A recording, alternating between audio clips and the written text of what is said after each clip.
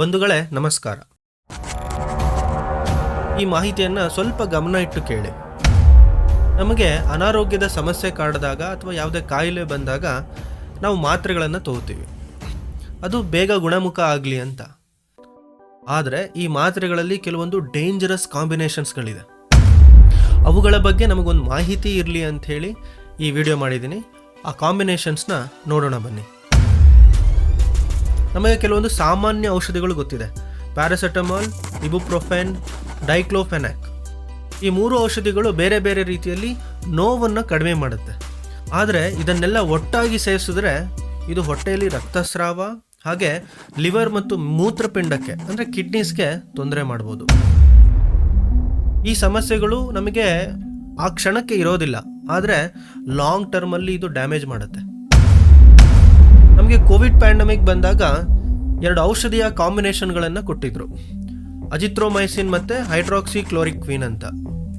ಇವುಗಳನ್ನು ಜೊತೆಯಾಗಿ ತಗೊಂಡ್ರೆ ಹೃದಯದ ಬಡಿತದಲ್ಲಿ ತೊಂದರೆ ಆಗಬಹುದು. ಈ ವಿಷಯದಲ್ಲಿ ಸಣ್ಣ ಪುಟ್ಟ ನಮಗೆ ಸಿಂಪ್ಟಮ್ಸ್ ಬಂದಿದ್ರೂ ನಾವು ಅದನ್ನು ನೆಗ್ಲೆಕ್ಟ್ ಮಾಡಿರ್ತೀವಿ.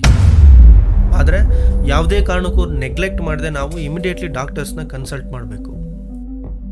ಇದೇ ರೀತಿಯ ಇನ್ನೊಂದು ಕಾಂಬಿನೇಷನ್ ವಾರ್ಫೆರಿನ್ ಮತ್ತು ಆಸ್ಪಿರಿನ್. ಇದು ರಕ್ತದ ಒತ್ತಡವನ್ನು ಕಡಿಮೆ ಮಾಡಬಹುದು, ಹಾಗೆ ಯಾವುದೇ ಸಣ್ಣ ಒಂದು ಕಟ್ಟಾದರೂ ಕೂಡ ರಕ್ತಸ್ರಾವ ತೀವ್ರವಾಗಿ ಆಗೋ ರೀತಿ ಮಾಡುತ್ತೆ. ಹಾಗೆ ಡಯಾಬಿಟಿಸ್ ರೋಗಿಗಳಿಗೆ ಜನರಲ್ ಆಗಿ ಮೆಟ್ಫಾರ್ಮಿನ್, ಪ್ಯೂರೋಸೈಮೈಡ್ ಈ ಎರಡನ್ನ ಒಟ್ಟಾಗಿ ಸೇವಿಸಿದ್ರೆ ಇದು ನಿಶ್ಶಬ್ದವಾಗಿ ಕಿಡ್ನಿಗೆ ಹಾನಿ ಮಾಡ್ತಾ ಇರುತ್ತೆ. ರೋಗಿಗೆ ಇದು ಅರ್ಥ ಆಗೋಷ್ಟರಲ್ಲಿ ತುಂಬ ದಿನಗಳೇ ಆಗಿರುತ್ತೆ. ಹಾಗಾಗಿ ನಾವು ಫ್ರೀಕ್ವೆಂಟಾಗಿ ಚೆಕಪ್ಸ್ನ ಮಾಡಿಸ್ತಾ ಇರಬೇಕು. ತುಂಬ ಇಂಪಾರ್ಟೆಂಟ್. ನಮ್ಮ ಅಂಗಾಂಗಗಳ ಕಾರ್ಯಕ್ಷಮತೆಯನ್ನು ಚೆಕ್ ಮಾಡಿಸ್ತಾ ಇರಬೇಕು. ಇದು ವೆರಿ ಸ್ಪೆಷಲ್. ಈ ಕಾಂಬಿನೇಷನ್ ಬೇರೆ ರೀತಿಯ ತೊಂದರೆ ಕೊಡುತ್ತೆ. ಥೈರಾಯ್ಡ್ ಟ್ಯಾಬ್ಲೆಟ್ಗಳು ಮತ್ತು ಕ್ಯಾಲ್ಸಿಯಂ ಅಥವಾ ಐರನ್ ಸಪ್ಲಿಮೆಂಟ್ಗಳು ಒಟ್ಟಾಗಿ ತಗೊಂಡಾಗ ಇದು ಒಂದು ಔಷಧಿ ಇನ್ನೊಂದು ಔಷಧಿಯ ಪರಿಣಾಮವನ್ನು ಕಡಿಮೆ ಮಾಡುತ್ತೆ.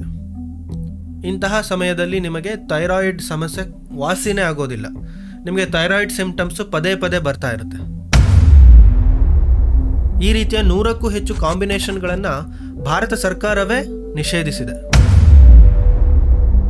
ಅವುಗಳಲ್ಲಿ ಮೊದಲನೇದು ಓಫ್ಲೋಕ್ಸಾಸಿನ್ ಮತ್ತು ಓರ್ನಜೋಲ್, ಹಾಗೆ ನಿಮಾಸುಡೈಲ್ ಮತ್ತು ಪ್ಯಾರಾಸೆಟಮಾಲ್. ಇವು ಲಿವರ್ಗೆ ಡ್ಯಾಮೇಜ್ ಮಾಡ್ತಾ ಇದ್ವು. ಹೀಗೆ ಇನ್ನೂ ತುಂಬ ದುಷ್ಪರಿಣಾಮ ಬೀರುವಂಥ ಕಾಂಬಿನೇಷನ್ಗಳನ್ನು ಬ್ಯಾನ್ ಮಾಡಿದ್ದಾರೆ. ನಿಮಗೆ ಒಂದು ಸಣ್ಣ ಮಾಹಿತಿ ಇರಲಿ ಅಂತ ಈ ವಿಡಿಯೋ ಮಾಡಿದ್ದೀನಿ. ನೀವು ಯಾವುದೇ ಔಷಧಿಯನ್ನು ತೆಗೆದುಕೊಳ್ಳೋ ಮುಂಚೆ ಡಾಕ್ಟರ್ಸ್ನ ಕನ್ಸಲ್ಟ್ ಮಾಡಿ. ಹಾಗೆ ಈಗಿನ ಜಗತ್ತಿನಲ್ಲಿ ನೀವು ಡಾಕ್ಟರ್ಸ್ಗಳನ್ನೇ ಪರಾಮರ್ಶೆ ಮಾಡುವ ಅವಶ್ಯಕತೆ ಇದೆ.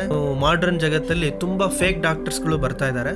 ಅವರಿಗೆ ಲಾಂಗ್ ಹಿಸ್ಟ್ರಿ ಇರುವಂತಹ ಒಬ್ಬ ಡಾಕ್ಟರು ಮತ್ತು ವೆಲ್ ನೋನ್ ಡಾಕ್ಟರ್ಸ್ ಮತ್ತು ಹಾಸ್ಪಿಟಲ್ಸ್ಗೆ ಹೋಗಿ ಕನ್ಸಲ್ಟ್ ಮಾಡಿ. ನಿಮಗೆ ಈ ವಿಡಿಯೋ ಇಷ್ಟ ಆಗಿದ್ದರೆ ಲೈಕ್ ಮಾಡಿ, ಶೇರ್ ಮಾಡಿ, ಹಾಗೆ ನಮ್ಮ ಚಾನೆಲ್ನ ಸಬ್ಸ್ಕ್ರೈಬ್ ಮಾಡಿ. ಧನ್ಯವಾದಗಳು.